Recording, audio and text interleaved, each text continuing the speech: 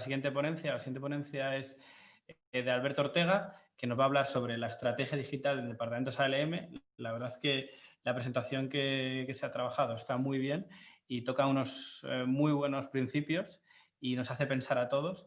Y bueno, para quien no lo conozcáis, Alberto es responsable de procesos de ALM y riesgo de interés en Banco Santander. Tiene 15 años de experiencia en entidades financieras, 12 años de ellas dedicadas al ALM en el Grupo Santander, desde distintas perspectivas, análisis, gestión y tecnología. Y su carrera profesional comenzó como consultor dedicado al asesoramiento financiero en fusiones bancarias para posteriormente dedicarse al ALM. Y es licenciado en Derecho y Administración de Empresas por la Universidad Complutense de Madrid. Y si le podemos meter como panelista, genial. Y empezamos con la sesión.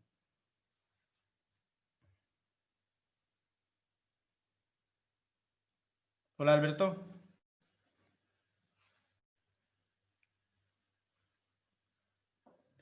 Estás en mute.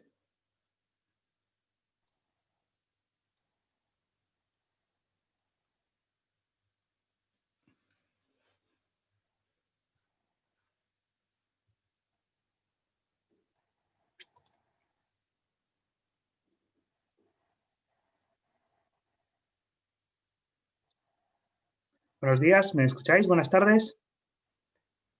Sí, te escuchamos bien. Sí, bueno. Lo primero de todo, saludaros, buenas tardes. Como hemos dicho, mi nombre es Alberto Ortega, trabajo para el Banco Santander.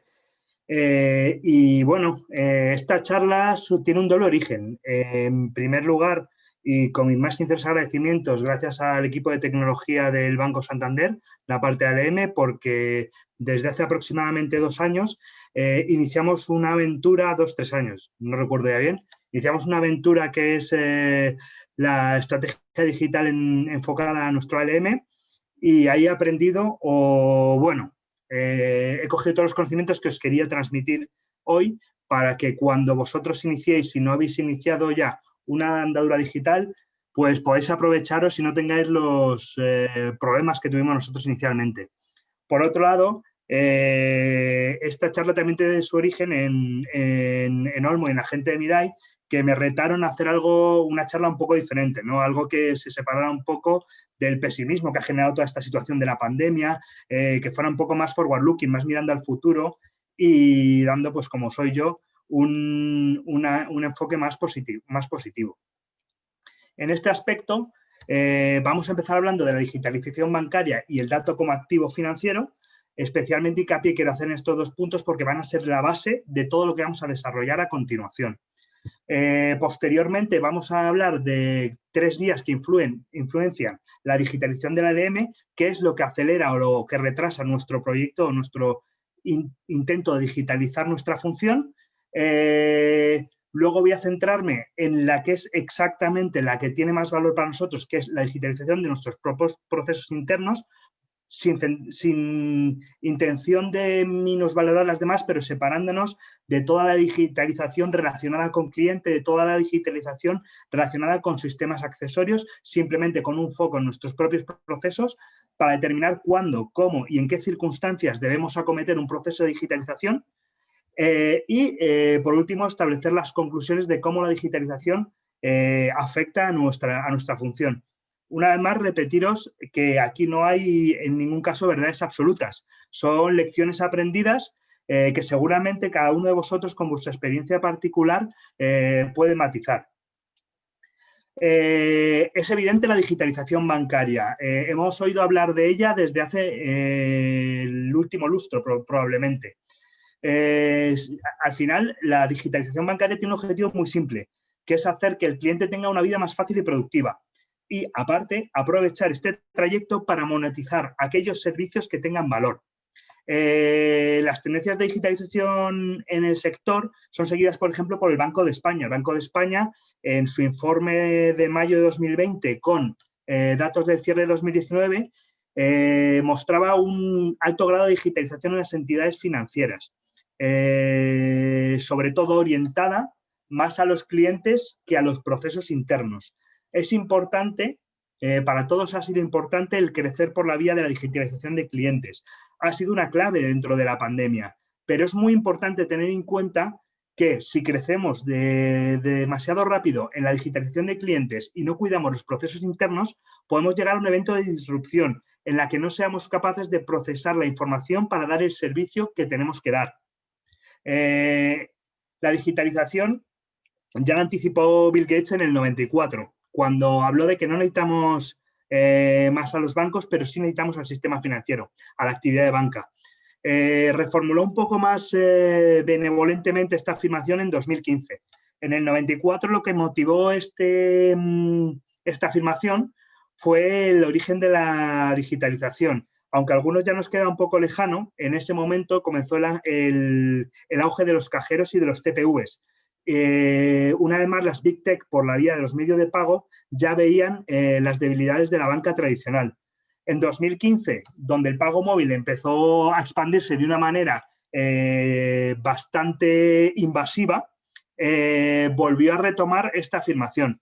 La realidad es que hoy en día, si bien lo han intentado, el exceso de regulación del sector y los requerimientos hacen que todavía no hayan sido totalmente invasivos con nuestro negocio. Pero es evidente que van a por él y que lo van a ser. Es por ello que tenemos que entender por qué quieren entrar. Sobre lo comentado, la digitalización que veíamos que tenía un enfoque en servicios, en la orientación al cliente, tras el COVID, los principales bancos de España se han pronunciado mucho en cuanto al impacto y en cómo la situación de la pandemia ha acelerado un proceso prácticamente 5 años. Hemos llegado a cifras que hubiéramos tardado muchísimo en llegar si no llega a ser por la situación de la pandemia. Todos los bancos en el territorio español han optado por la vía de la digitalización. Se han alcanzado más de 6,5 millones de clientes digitales entre todas las entidades de aumento neto. ¿Cuál es la trampa de esta cifra? Evidentemente, al no existir un criterio uniforme a la hora de categorizar los clientes, en algunas entidades simplemente se utilizan conexiones y en otras entidades se utilizan transacciones digitales, no podemos concluir que todos los clientes tengan el mismo nivel de digitalización. El hecho es que vamos hacia una economía digital que la banca, desde la perspectiva del cliente, se está moviendo y que está adquiriendo una fuerza muy importante tras la situación de la pandemia. ¿Por qué quieren entrar las Big Tech, incluso las FinTech, en el negocio bancario? Por el dato. Lo que más le importa de nuestro negocio no es la intermediación en plazo, sino el valor que tiene el dato para la prestación de los servicios. El dato es muy importante en todas las organizaciones. Hablamos de organizaciones data-centric, orientadas al dato, o incluso data-driven, llevadas por el dato. El dato cada día es más percibido como un activo estratégico. Sin embargo, lo importante aquí es darnos cuenta de que el dato bancario tiene mucho más valor que cualquier otro dato. Esto se debe a que está mucho más cerca de ser monetizado que cualquier otro dato. ¿Por qué? El dato bancario se basa en transacciones reales, no en preferencias declaradas, no en geolocalización, no en datos de cruce de Bluetooth. Se trata de preferencias absolutamente monetizadas previamente. El cliente ha hecho una reflexión y ha llevado un consumo. Por eso tiene mucho más valor que cualquier otro dato. Por eso la entrada, el origen de la entrada de las Big Tech en el negocio financiero es por los medios de pago, porque el dato bancario, el dato de pago y de cobro tiene mucho más valor que cualquier dato. Los datos, como podéis ver en la gráfica que os presento, han crecido exponencialmente en los últimos años, en parte acompañado por la reducción de los costes de almacenamiento, pero sobre todo apoyados en el crecimiento digital de las tablets, los móviles y los ordenadores. Aunque os pueda parecer una burrada, el 90% de los datos que existen actualmente en el mundo se han generado a partir de 2014. No solo eso, sino que en 2020 se espera que termine con un nivel de datos de 35,2 millones de zettabytes. Soy incapaz de decir cuánto es esto, pero la realidad es que es mucho más que todas las palabras que se han pronunciado en todos los idiomas del mundo. Sabiendo esto, sabiendo que el dato cobra preeminencia, que el dato es muy importante, que el dato es la amenaza por la que las grandes competidoras tecnológicas quieren entrar y quieren amenazar el negocio bancario. Es importante que digitalicemos nuestros negocios y que defendamos nuestros negocios. Digitalizarse en los bancos no es solo una acción comercial, es una acción defensiva con respecto a los posibles competidores. Por ello, es necesario que abandonemos un poco la concepción tradicional que tenemos del dato. El dato es algo más que medir resultados o que explicar comportamientos. El dato ahora va a servir para producir resultados y nos va a permitir predecir comportamientos. Ya no se trata de explicar, se trata de tener un razonamiento prospectivo, se trata de buscar al cliente para generar los resultados a través de los datos, sirviéndole productos y servicios que se ajusten a sus necesidades. Evidentemente, y con los problemas de imagen que tenemos en la banca desde las últimas crisis, es necesario que el dato se organice como un negocio rentable, pero que a la vez sea claro, transparente y no invasivo. No podemos ser los únicos que nos beneficiamos del dato. Para defendernos de las grandes corporaciones tecnológicas, lo que tenemos que hacer es hacer partícipes a nuestros usuarios, a nuestros clientes, de los beneficios que aporta el dato. Lo difícil para valorar qué valor o tiene o deja de tener un dato es el hecho de que normalmente estos datos los estamos cediendo de un modo gratuito a grandes corporaciones, por lo tanto, muchas veces nosotros mismos no percibimos el valor.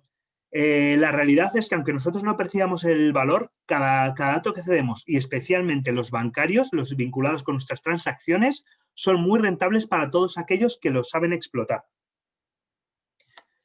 Dicho esto y entendiendo la digitalización como un medio de crecimiento de negocio por un lado, por otro lado como un posicionamiento defensivo y sabiendo que en un entorno de tipos bajos y márgenes en caída con contención de costes hay que buscar nuevas vías de ingreso y esas vías de ingreso están localizadas en el dato y en la explotación del mismo para la creación de servicios con valor, podemos identificar 3 vías que van a influenciar la digitalización de la ALM. La primera es evidente, que es la digitalización de los canales de distribución.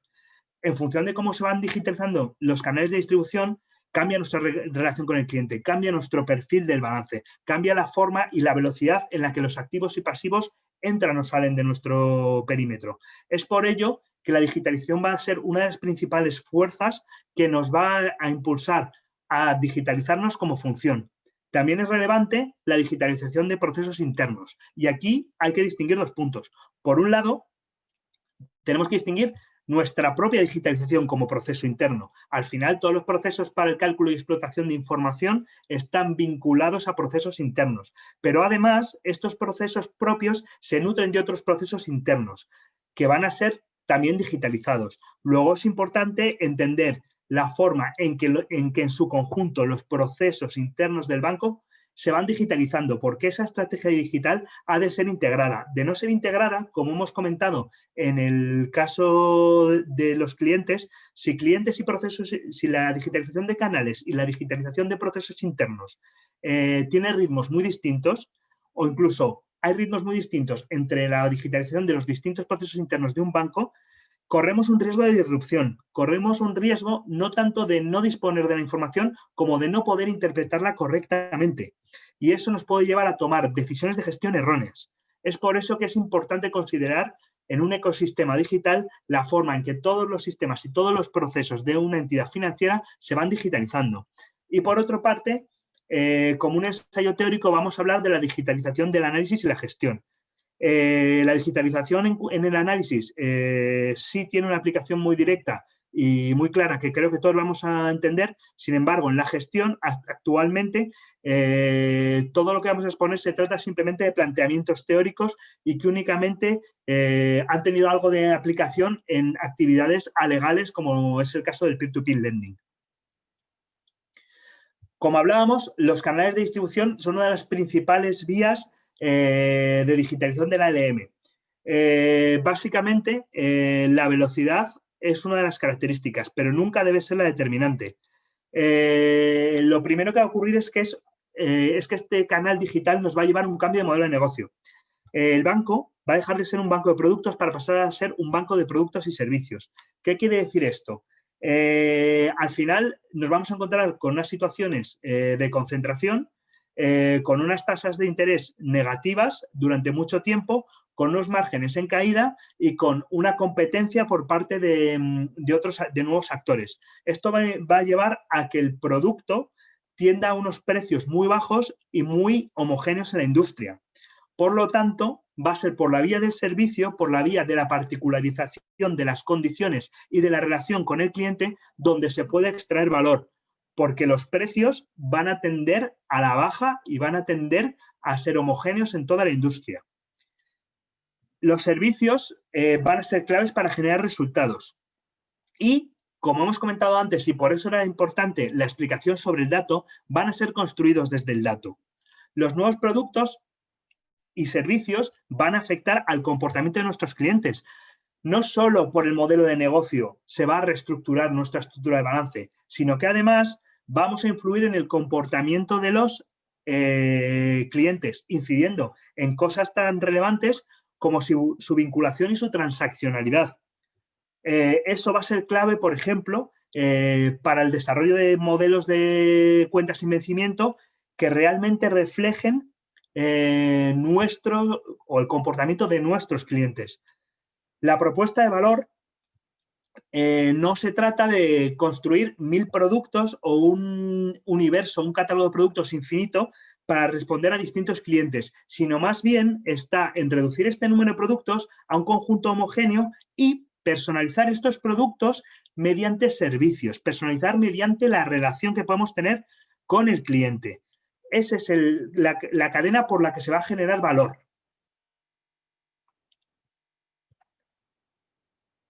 Como hemos dicho, los servicios van a ser la nueva vía de generación de valor, la nueva vía que va a matizar nuestra estructura de balance, porque va a hacer que los clientes tengan una fidelidad o no hacia nuestros productos y hacia nuestros servicios. Evidentemente, desde un punto de vista simplemente basado en la situación actual, la propia digitalización, el propio conocimiento digital y la propia distribución digital de los productos nos va a permitir definir los productos tal y como los conocemos. Pero va a ser el aprovechamiento en servicios lo que marca la diferencia entre los bancos totalmente digitalizados y aquellos que simplemente utilicen canales de distribución digital. Es muy importante el matiz. Utilizar únicamente la distribución digital no nos convierte en un banco digital, y actualmente la situación en el sistema financiero español es que estamos más volcados en la distribución digital que en ser bancos totalmente digitales o digitalizados, mejor dicho. Es por ello importante recalcar la idea de que la digitalización tiene que ser un cambio profundo, un cambio organizativo, un cambio de estrategia y de filosofía, porque la relación con nuestros clientes ya no se va a circunscribir al precio del dinero. Por la parte de los procesos internos, es evidente que vamos a tener una influencia clara en nuestra función. Primero, por el ritmo de digitalización que lleven los procesos internos ajenos. Si aquellos que son proveedores de información para nosotros se digitalizan muy pronto o muy tarde, pueden generarnos o afectarnos de manera significativa. Si nosotros tomamos la decisión de digitalizarnos y lo hacemos antes o mucho más tarde que el resto de la entidad, también podemos generar problemas de disrupción. La digitalización no es simplemente un cambio de tecnología. Esta idea, voy a insistir en ella durante toda la charla. Hay un error al confundir o al simplemente asignar la digitalización a un cambio de tecnología. Esto no es cambiar la versión del Office. Esto va mucho más allá. Se trata de un cambio de paradigma. No es solo cambiar la tecnología. Vamos a redefinir los procesos para ser más eficientes. Vamos a redefinir las funciones. Vamos a redefinir los roles. En nuestro caso, en los procesos de ALM, el impacto es claro. La digitalización, que nos va a aportar todas las ventajas que menciona la slide: automatización, mejora en el acceso a la información, flujos más ágiles y flexibles y reducción de costes, pero además nos va a hacer redefinir nuestra función, porque Todo esto va a ir enfocado a reducir aquellas tareas que, desde el punto de vista de gestión y de análisis, no tienen valor, para que la función de ALM se oriente en aquellas tareas como el análisis y gestión que verdaderamente le generan valor. En resumen, vamos a dejar de ser ejecutores de informe para ser analistas de información, ¿vale? Además de los beneficios que para los procesos internos tiene la digitalización, que ya hemos comentado, como es la automatización, la mejora de la información, flujos de trabajo y costes, existen otros beneficios. El primero es evidente, la automatización, como en cualquier otro proceso de automatización, reduce los riesgos operativos. Y sobre todo, y aunque este no es muy comentado por la industria, la digitalización tiene un efecto verde. La digitalización opera teniendo beneficios muy relevantes para la sostenibilidad. Es por ello que surge el concepto del Green IT. Si llevamos unos procesos más eficientes apoyados en una tecnología más eficiente, nuestro consumo de recursos, tanto a nivel de personas como a nivel físico, como por ejemplo energéticos, van a ser muchos menores. Luego, la digitalización también, tenerla como un valor eco-friendly. Desde el punto de vista del análisis, básicamente la influencia va a venir por las capacidades de computación en nube y, por supuesto, por la utilización de las 3 herramientas o tecnologías básicas que se apoyan en esto. La primera es el Big Data. El Big Data, como sabéis, no es más que el tratamiento de datos masivos que no podrían ser tratados con las herramientas de las tecnologías convencionales. Pero más allá de eso, el Big Data tiene una característica. El Big Data debemos de definirlo por las 4 Vs. Volumen de información, velocidad, variedad y veracidad. Nos va a permitir llegar hasta el final, hasta el fondo, mucho más de lo que estamos llegando hasta ahora. Por otro lado, tiene mucha importancia también las actividades orientadas al Business Intelligence y al Data Visualization. El tema no es tanto que tengamos la información más granular o que la tengamos más rápido, sino que tengamos una información que sea mejor, más fácilmente interpretable, que nos ofrezca mayor valor para el análisis y que, sobre todo, nos sirva para llevar a cabo tareas predictivas en vez de tareas explicativas. Esto es en aquello que estaba insistiendo al principio. Vamos a redefinir nuestra función, vamos a orientarla a ser analistas, de verdad, analistas con fines prospectivos. No vamos a explicar el pasado. La idea es que nos podamos anticipar al futuro. Y, por supuesto, tiene mucha importancia también todo lo relativo al Machine Learning. En inteligencia artificial, de todas las tendencias que podemos observar dentro de la inteligencia artificial, probablemente sea el Machine Learning y los algoritmos de Machine Learning la que mayor aplicación tenga dentro del ALM. Sobre todo porque nos permite aprender, nos permite sacar más partido al análisis de nuestros datos para la configuración y validación de nuestros modelos de comportamiento, cosa que actualmente generalmente suele estar con bases históricas, que nos lleva a que no podamos hacer o no podamos orientar nuestra función, como he dicho, a tareas predictivas y generalmente la orientemos más a tareas explicativas y ejecución de informes. Por último, quería hablar de la influencia de la digitalización en la gestión del ALM. La realidad aquí es que actualmente no hay ninguna corriente activada o que parezca que vaya a imponerse, pero sí hay 2 grandes movimientos que en principio podrían tener algo de aplicabilidad. Por un lado vamos a hablar de la tokenización de activos y por otro lado vamos a hablar de los robo-advisor o trading bots. En la primera parte, la relativa a la tokenización de activos, por decirlo y contarlo de una forma funcional y resumida, no es más que conseguir que los activos, tangibles o intangibles, los bienes o derechos que existen en el mundo real, puedan tener un reflejo digital y que estén protegidos bajo la tecnología blockchain. Desde un punto de vista jurídico, tienen que cumplir las características que detallo. Tienen que ser útiles, es decir, tienen que tener un valor tienen que tener una existencia propia y tienen que ser susceptibles de ser apropiados y de ser comerciados, ¿vale? Evidentemente, en el balance de un banco, los activos más susceptibles de ser tokenizados son los préstamos, pero también podían ser, por ejemplo, los activos inmobiliarios o cualquier otro tipo de derechos. ¿Qué suele ocurrir con los activos tokenizados? Los activos tokenizados suelen tener más liquidez. En el caso de los préstamos o en el caso de las acciones no es probablemente su mejor característica, pero también le aporta algo de liquidez. Tiene un efecto atracción, atrae inversores. ¿Por qué? Porque el activo tokenizado tiene una gran propiedad y es que permite la propiedad fraccionada. Yo no tengo que tener la totalidad de un piso. Puedo comprar parcialmente un activo inmobiliario teniendo los tokens que representan o parte de los tokens que representan ese activo inmobiliario. Lo mismo podría suceder con los préstamos y es sobre lo que se basa la filosofía de los peer-to-peer lending.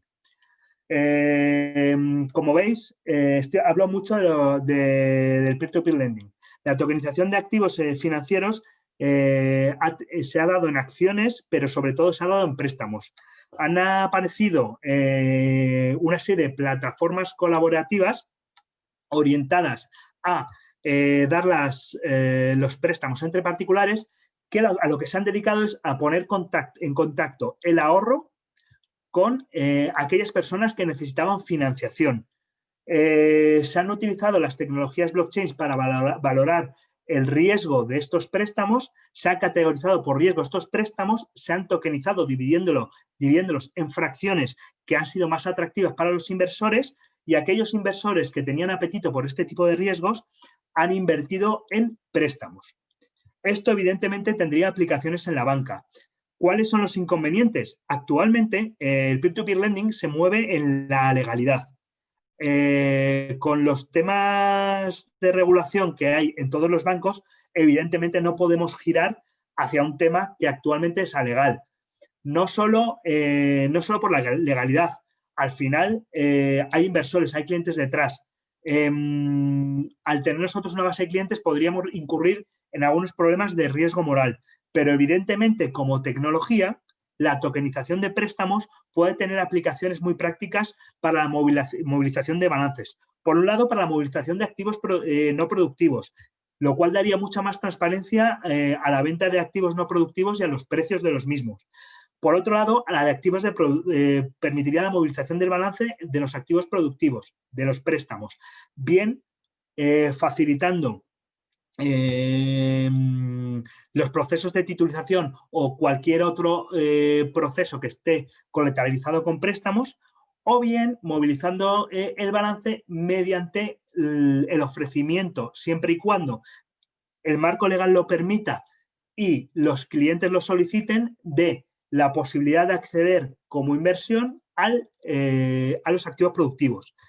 Se minimizaría el riesgo de la banca, quedándonos única y exclusivamente con la parte de la comisión, de los ingresos por comisión, por la prestación nuevamente de un servicio en la originación de estos préstamos tokenizados.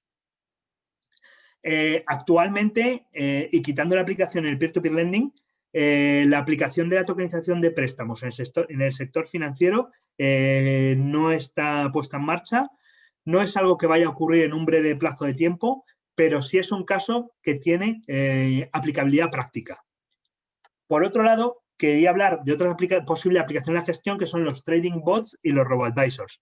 En este caso concreto, aunque en algunos casos se defiende que podrían tener aplicabilidad, he de decir que desde mi punto de vista, estas tendencias que si bien se están imponiendo o creciendo significativamente en los mercados de fondos y en algunos de los proveedores de servicios financieros, sobre todo para la compra de acciones y sobre todo vinculados al trading de criptomonedas, aunque en estos servicios y en este tipo de inversiones, tanto los trading bots como los robo-advisors están creciendo, en mi opinión, hay dos cosas que hacen que no sean influencia para el LM.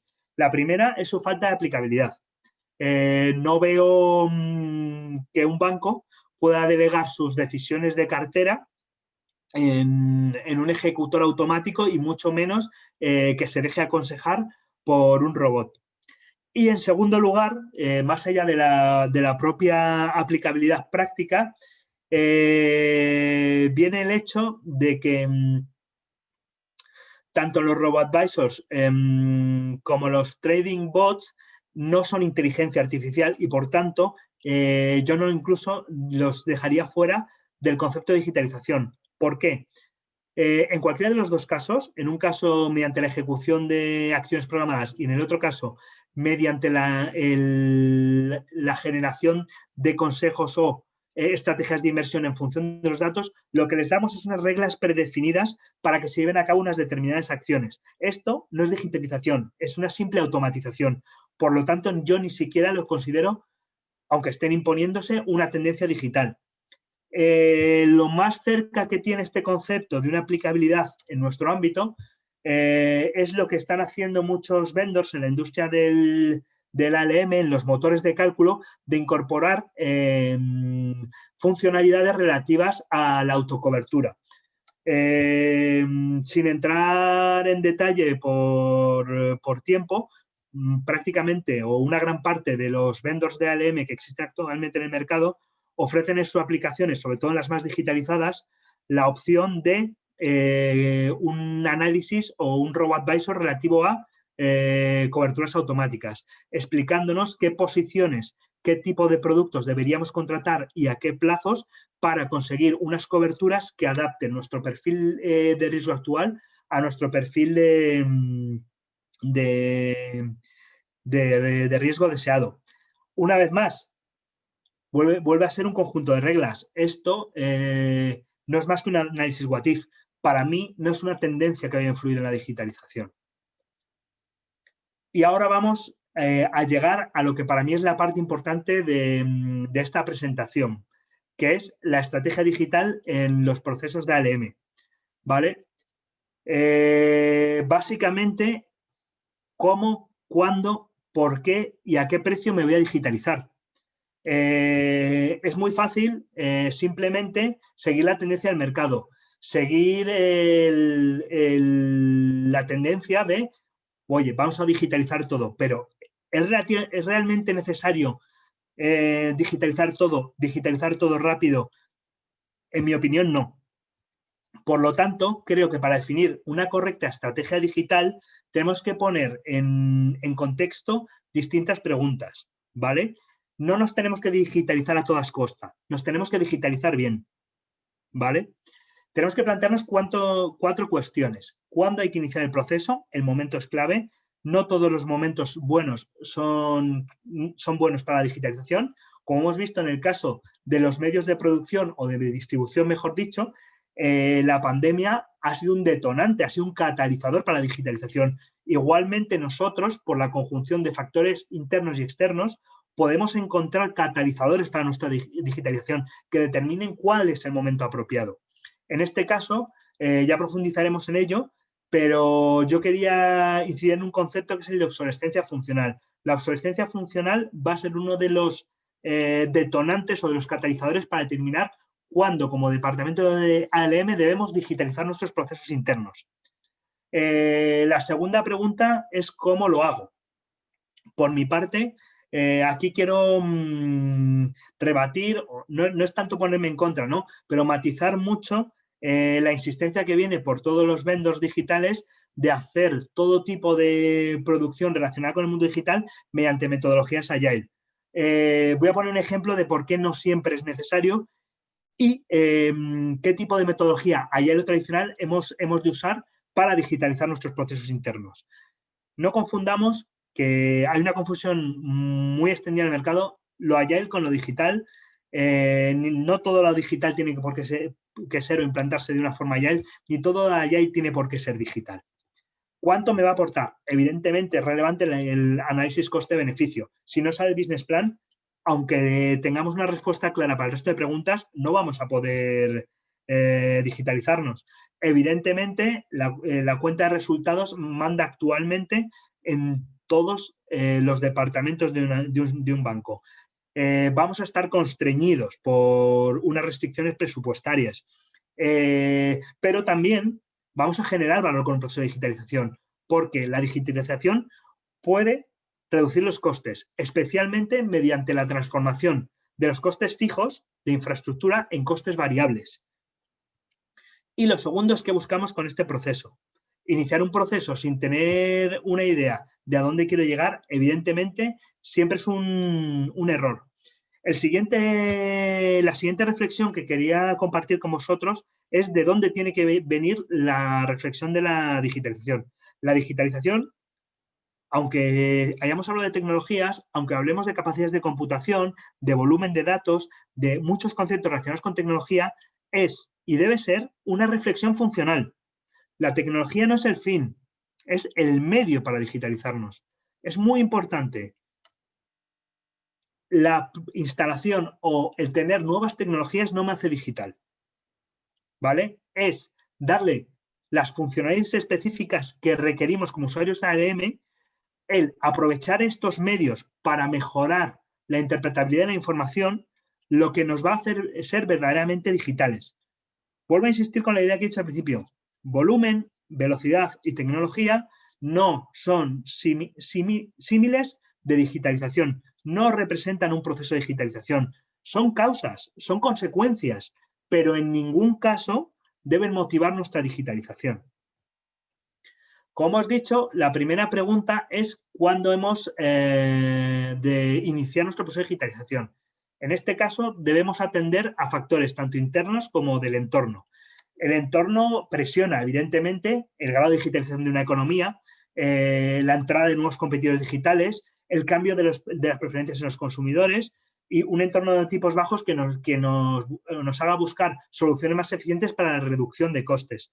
Evidentemente, el entorno nos está empujando a una economía digital, pero eso no nos debería por sí mismo llevar a la digitalización. Tenemos que hacer un self-assessment interno, tenemos que evaluar nuestra situación. Son las necesidades internas las que verdaderamente nos van a presionar para digitalizarnos. Y aquí es donde quiero traer el concepto de obsolescencia funcional versus obsolescencia técnica. Normalmente, si hablamos de obsolescencia técnica, con ello nos referimos a que un software o un hardware no es capaz de realizar el trabajo para el que ha sido diseñado. Sin embargo, pudiendo estar perfectamente vigente la tecnología con la que operamos, puede darse un caso de obsolescencia funcional. De hecho, el detonante de nuestra digitalización, en nuestro caso, fue un caso de obsolescencia funcional. Si bien la tecnología funcionaba y funcionaba correctamente, no era suficiente para cubrir mis necesidades funcionales. Luego, lo que se daba era un tema de obsolescencia funcional. La tecnología, si bien era operativa, no era capaz de cubrir las necesidades funcionales.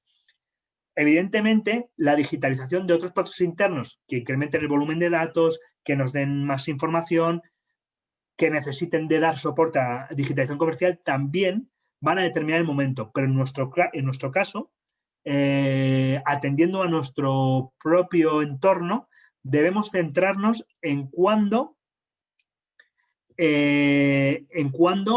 nos estamos acercando a esa obsolescencia funcional.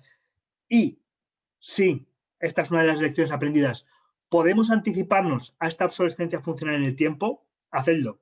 Nosotros, por desgracia, hemos tenido que convivir con esta obsolescencia funcional. Incluso tenemos que convivir en determinados aspectos mientras estamos en este proceso de digitalización. Lo segundo es cómo lo hago. No voy a insistir mucho, ¿vale? Seguramente hay aquí gente más versada que yo en metodología Agile. Sí es cierto que considero que para la digitalización, determinados de los principios de las filosofías y de las metodologías Agile, sí es cierto que hay que tenerlos en cuenta en todo el proceso, con independencia del método de ejecución Agile o tradicional que seleccionemos.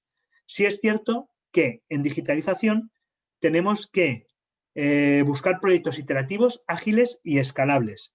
Pero esto es independiente de si utilizamos metodologías agiles o tradicionales. Esto ha de hacerse en ambos casos.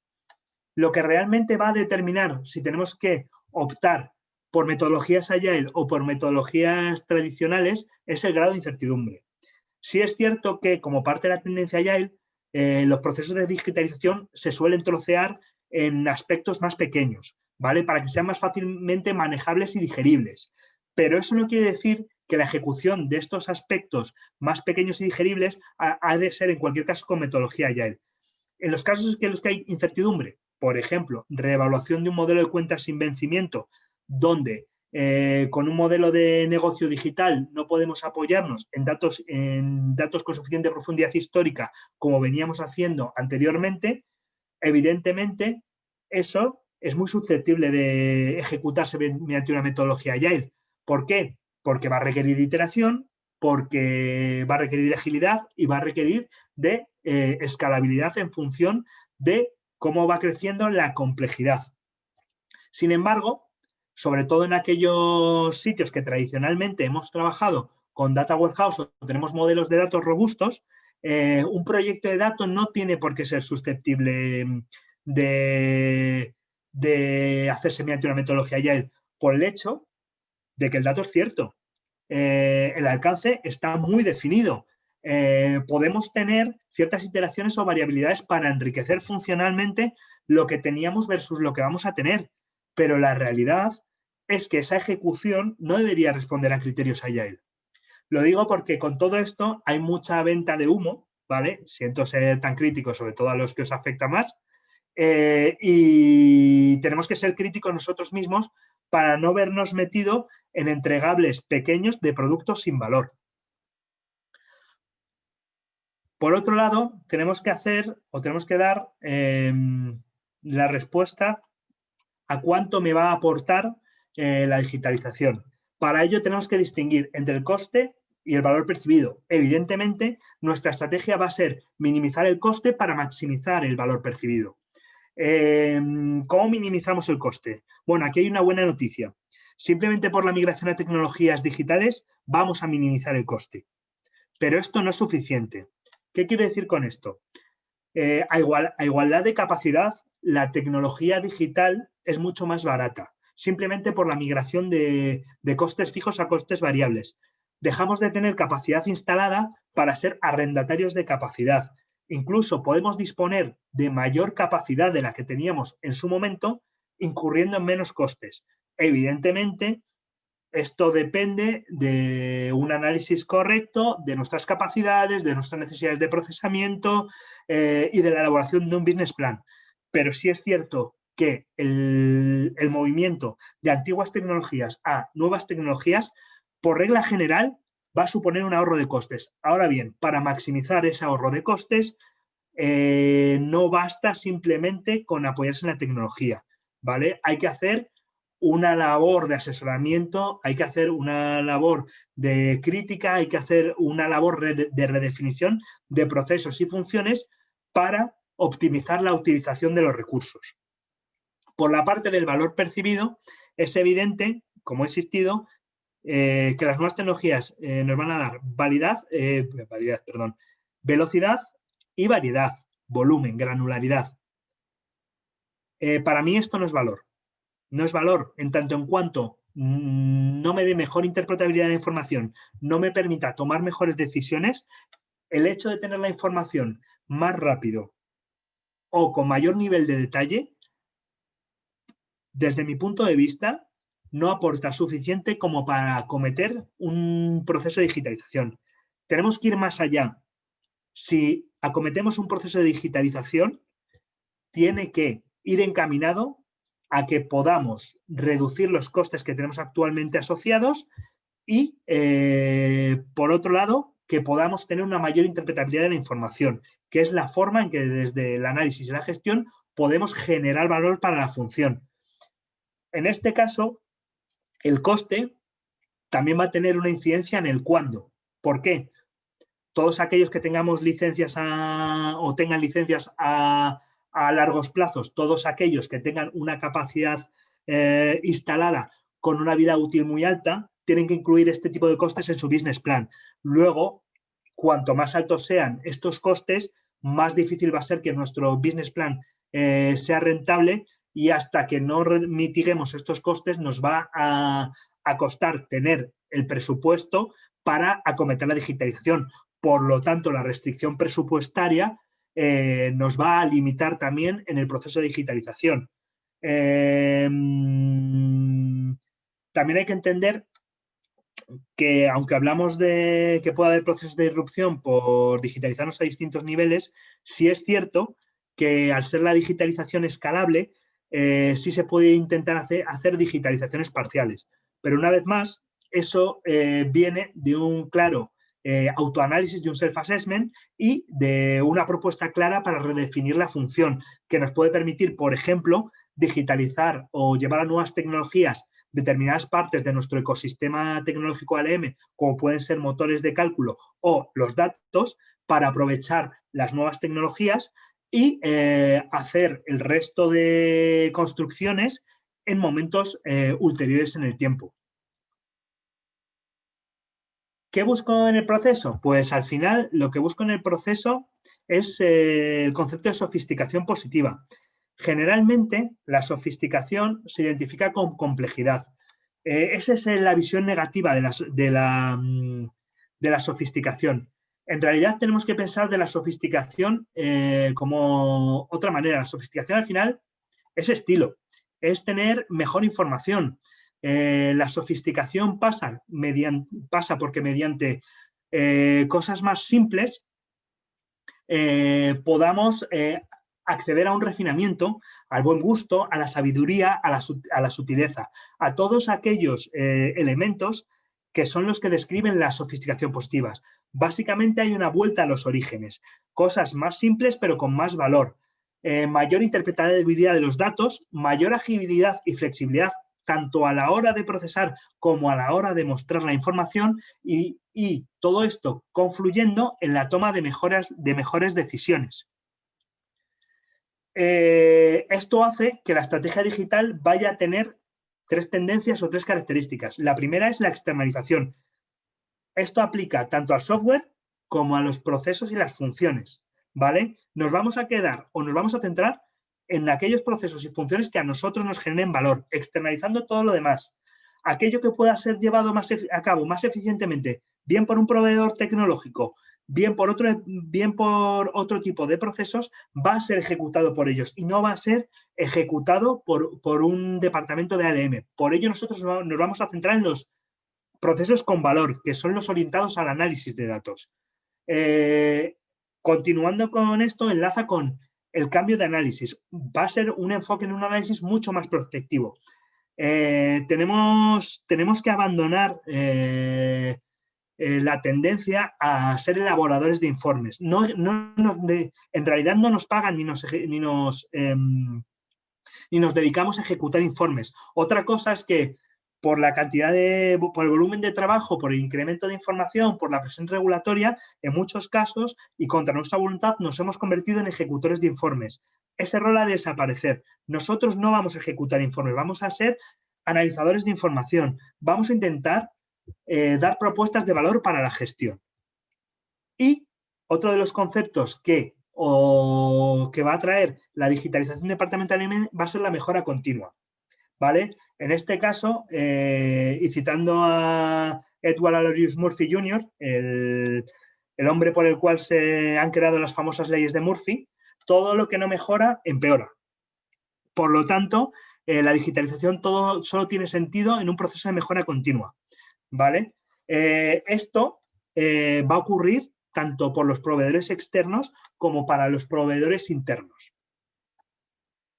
Y sin más dilación, voy a pasar un poco a las conclusiones para que dé tiempo a que se hagan algunas preguntas y podamos profundizar en determinados temas que consideréis relevantes.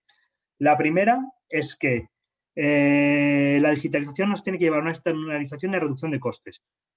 La reducción de costes, como he insistido antes, tiene que ser mucho más profunda que la derivada única y exclusivamente de la propia tecnología, ¿vale? Hemos de optimizar procesos y funciones, aprovechando las capacidades que la tecnología nos va a brindar. Conformarnos con los simples ahorros que va a traer la tecnología nos va a suponer no ser eficientes y a largo plazo nos va a convertir en no sostenibles. La segunda, he insistido en la parte del cuándo, es la sofisticación positiva. Considero muy importante que el ALM evolucione hacia una sofisticación positiva.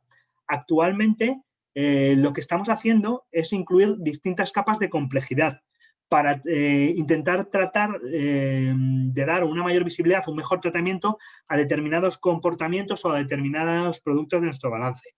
Esta sofisticación negativa hace que muchas veces a la hora de explicar, de analizar los datos, tengamos que o nos enfrentemos a situaciones en las que las respuestas esperadas son encontradas son contraintuitivas con las respuestas esperadas. Es por ello que es hora de sofisticar positivamente, simplificar, buscar la sutileza, buscar el verdadero valor en la sofisticación y no la complejidad artificiosa. Por otro lado, se van a incrementar nuestras capacidades analíticas y eso es la clave para que, como digo, redefinamos nuestra función orientándonos a unos procesos más de análisis y aprovechemos la reducción de costes. Por otro lado, la mejora continua. La mejora continua va a venir no solo por nuestra parte, porque va a requerir de que nos formemos en productos digitales, que nos formemos en procesos digitales, que nos formemos incluso en herramientas de tratamiento, sino también por la presión que van a tener todos los vendors de software, tanto específico de ALM como cualquier software de procesamiento o análisis de datos, por el hecho de que la industria se lo va a exigir. Esta es la trampa o la ventaja, la palanca de fuerza que tenemos nosotros con la externalización de los servicios vía software as a service, por ejemplo. Y es que vamos a ser más exigentes con nuestros proveedores de servicios informáticos. Ya no nos vamos a conformar con las funcionalidades que trae la aplicación. Vamos a exigir funcionalidades. Nosotros mismos, por decirlo así, vamos a influir en la construcción de las herramientas de terceros. Vamos a obtener herramientas más ajustadas, más afinadas, más tailor-made, por decirlo así, perdonad el anglicismo, y mejor ajustadas a nuestras necesidades. Y por último, quería poner sobre la mesa lo que ya habíamos comentado anteriormente, el riesgo de una digitalización desigual. Hay un pequeño riesgo, realmente lo considero pequeño, pero con un alto nivel de severidad, de que una digitalización desigual pueda generar una disrupción en la organización. Es importante que la estrategia digital de un departamento de ALM sea coherente con la estrategia digital global del banco, con la estrategia digital de sus aprovisionadores y, evidentemente, con la estrategia digital de los medios de distribución comercial. Y por mi parte, espero no haber sido muy pesado. Quiero daros las gracias a todos por vuestra atención y espero que os haya servido o al menos os haya hecho plantearos determinadas cosas a la hora de digitalizar vuestros procesos ALM. Pues muchas gracias, Alberto, por tu tiempo. La verdad es que la presentación ha sido excelente. Tenemos muchísimas preguntas y una de ellas habla de un tema que no has tratado en tu presentación, que es el gestión del cambio en cuanto a los recursos humanos. Es decir, tú bien los decías, ¿no? Tenemos que pasar de ser puros generadores de informes a analistas de la información, ¿no? ¿Cuál es la mejor estrategia para hacer esta digitalización? ¿El perfil del típico usuario clásico de usuario de ALM cambia, migra o evoluciona hacia otro tipo de usuarios? ¿Cómo lo ves? Lo primero, hay que evitar el miedo que suele haber a todos los procesos de cambio, especialmente vinculado a tecnologías. ¿Vale? La versión que generalmente tenemos al cambio no debería aplicar. ¿Por qué? Os puedo asegurar, por lo que llevo comprobado hasta ahora, que cualquiera del cambio tecnológico hacia un mundo digital va a ser para mejor. Desde el punto de vista de los usuarios, creo que en el mundo de ALM, al final, por suerte o por desgracia, solemos tener muchos perfiles mixtos, ¿vale? Muy sólidos financieramente, pero que también tenemos una cierta habilidad aprendida o innata con las aplicaciones microinformáticas, incluso con los propios software de ALM, que históricamente nunca han sido intuitivos, ¿vale? ¿Qué quiero decir con esto? Que los usuarios van a tener, o las funciones más por no individualizar, van a tener que redefinirse, pero los mimbres están. Es decir, vamos a tener que aprender determinadas cosas, pero tenemos las capacidades para aprenderlo en términos generales. Esto no supone que para redefinir un ALM digital tenga que deshacerme de todos mis financieros o de todos mis informáticos y meter expertos en Big Data o meter expertos en nuevas tecnologías. Sí quiere decir, por ejemplo, que tengo que acercar a estos usuarios al Big Data, tengo que acercarlos sobre todo a las herramientas de Data Visualization y tengo que acercarlos sobre todo a una idea o un enfoque orientado al análisis.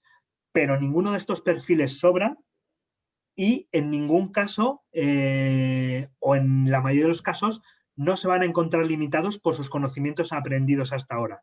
Evidentemente, como todo cambio, requiere esfuerzo. También tenemos alguna pregunta sobre la resistencia al cambio, es decir, tú lo decías, ¿no? Al final veíamos departamentos de ALM cautivos por herramientas complicadas, ¿no? Donde había especialistas de herramientas en vez de especialistas de ALM, ¿no? Tú, esa parte, ¿cómo la vives? ¿Cuál es tu opinión acerca de esta resistencia? Creo que hay que ser egoísta, ¿vale? Como usuarios hay que ser egoísta y es el tema que yo mencionaba en la externalización. Si me hacen el trabajo que no aporta valor los expertos, mejor que me lo hagan los expertos. Hay que huir de las aplicaciones cautivas. En mi caso concreto, yo te pongo un ejemplo por qué yo desafío esa resistencia al cambio y por qué soy tan promotor de la estrategia digital. A mi jefe no le importa que yo sea el que mejor parametrizo la herramienta de ALM. Lo que le importa es la métrica, el resultado, el análisis que se deriva de esa métrica. Por lo tanto, debo especializarme, debo enfocarme en aquello que aporta valor a mi departamento, a mi función, no en aquello que actualmente es un habilitante, pero no es un generador de valor.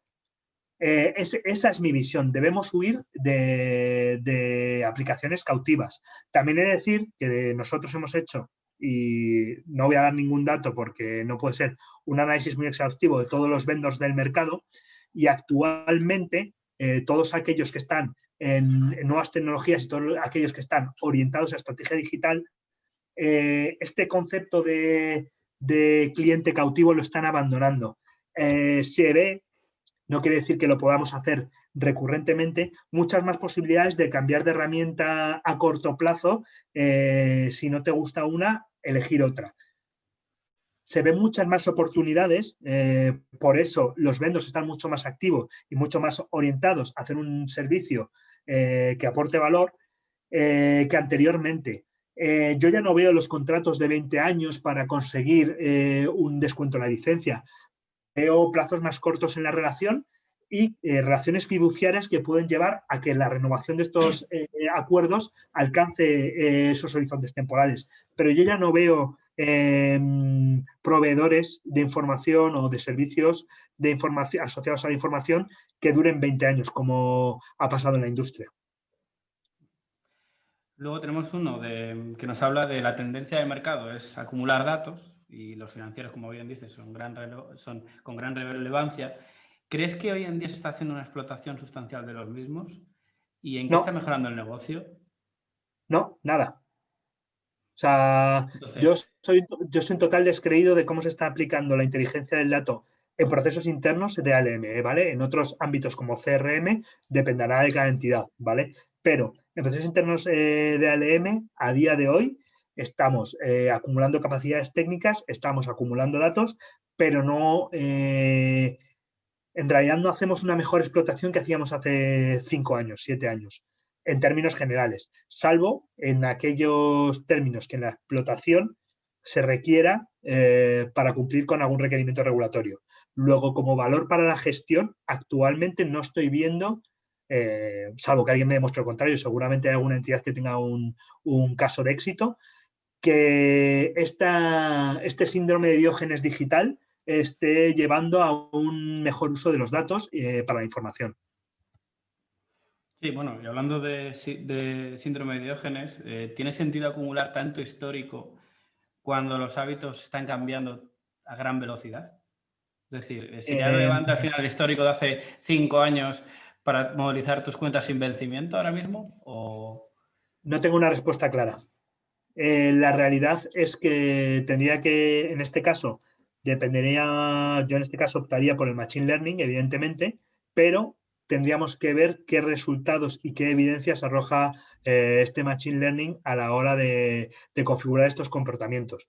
Evidentemente, los datos históricos o la modelización mediante datos históricos va contra el enfoque prospectivo que yo he intentado darle al análisis. Simplemente tiene un enfoque retrospectivo. Explica lo que hizo el cliente y creemos que puede volver a repetir. Si consideramos que la digitalización de la economía va a hacer que cambien los patrones y por lo tanto no se van a repetir, en ese caso la información histórica no tendría ningún tipo de valor. Ahora bien, hay que calibrar bien el tema de Machine Learning. Esto también tiene un rodaje, es decir, esto no es poner Machine Learning un par de horas, el algoritmo a funcionar y ya ha aprendido lo que tiene para modelizar. Probablemente necesite años y lustros también para ser todo lo preciso que puede llegar a ser. Sí, así es. Luego tenemos una pregunta sobre FTP. Dice, comentabas que los precios por productos financieros van a tender a la baja. No obstante, los precios actuales no se sustentan por el cálculo. ¿Crees que a futuro el FTP cobrará algo de relevancia o se seguirá considerando exclusivamente criterios comerciales?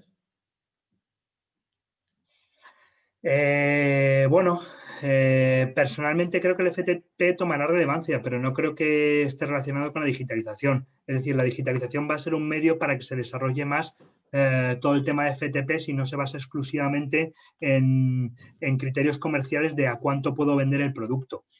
La digitalización va a ayudar, pero no creo que sea el desencadenante a la hora de darle relevancia a la FTP. Vale, pues yo creo que hay algunas preguntas. Si quieres, lo que vamos a hacer es mandártelas como vamos a hacer con Murat, y si tienes el gusto de responderlas, pues luego se las mandaremos a todo el mundo para que las lea. Darte las gracias por tu presentación. Yo sinceramente creo que es un aire muy fresco a lo que veíamos viendo y nada, enhorabuena. A vosotros y muchas gracias por invitarme.